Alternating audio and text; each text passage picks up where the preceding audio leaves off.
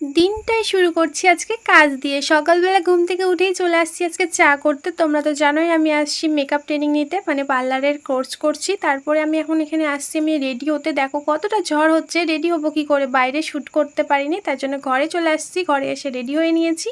তারপরে তো চলে আসলাম বায়োমেট্রিক্স দিতে, যেহেতু অ্যাটেন্ডেন্স তো দিতে হবে না। তারপরে বায়োমেট্রিক্স দিয়ে না আজকে রুটি দিয়েছে, আর আমি তো রুটি খাই না, তার জন্য আমরা এখানে কেক খাচ্ছিলাম।